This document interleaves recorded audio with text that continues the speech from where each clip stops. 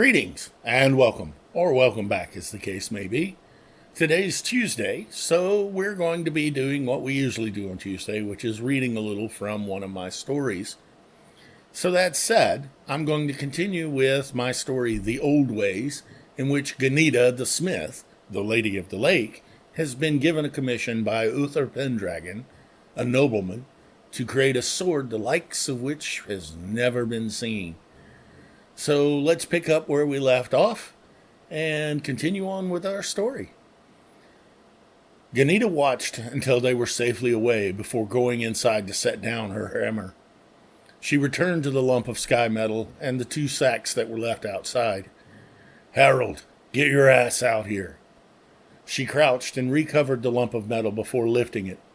The weight was enough to make her grunt.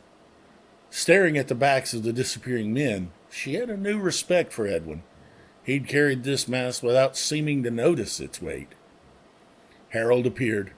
"Pick up those bags and follow me." Ganita turned and walked back to the forge. Inside, she went first to a table with several fine hammers and picks. "Put them there, then get back to minding the fire." She didn't wait to see if the lad obeyed her. Apprentices learned quickly to do what they were told, or they were put out. Ganita continued at the back of the building to the bloomery and dropped her burden. Made a solid thump when it hit the ground. She crouched and peeled back the bag to reveal the lump of blackened metal again. This time she noticed the shimmering, glittery quality where the flecks of metal showed through the black patina like stars in the velvet of night. She probed rounded holes in its surface with her finger, tracing their smooth outlines. While it was cool to the touch, she now noticed a sense of warmth coming from it.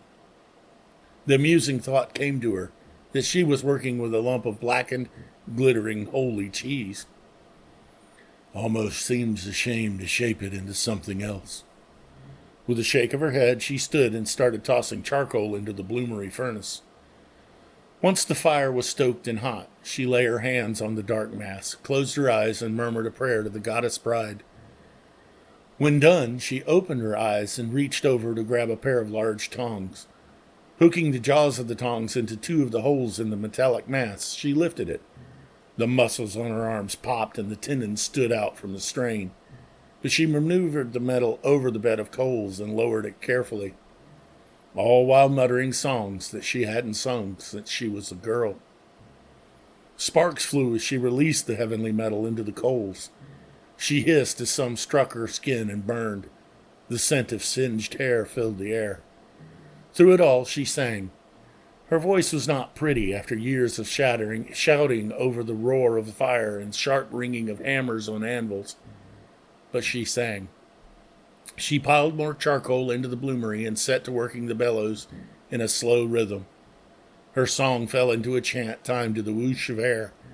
The words of the chant were in the tongue of her ancestors and called for the fire to find its way into the metal. When the lump was glowing soft orange, she pulled it out, set it on the large anvil, picked up a heavy hammer, and began pounding it to start its shaping and to beat the slag from it. The strike of the hammer was accompanied by a shower of red-orange sparks and slag that pinged off the anvil. It also beat out a tempo for further prayers and supplications for the fire to inhabit the worked metal. When the mass was too cool for shaping further, she returned it to the fire and pumped the bellows. The pattern was repeated until she'd worked the metal into a long rod. She'd gotten lost in her work and hadn't noticed the sunset. Pausing to wipe sweat and hair from her face, she noticed the apprentices were already banking the fire and preparing to close the forge. Ganita grunted and set her down her tools. "Good work, lads. Leave the rest. I'll take care of it. Go home. Be here at sunrise." The two men nodded and left. Ganita stood where she was for a few minutes, then used her tongs to lift the bar of beaten metal and moved it over the table near the working forge. Tomorrow, the work starts. And that's where I'm going to stop today. If you want to, we'll probably be moving a little further into the story. You're getting the idea.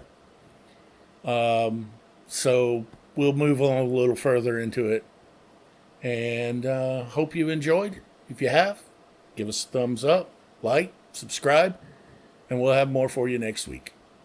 You have a good day. We'll see you then. Bye.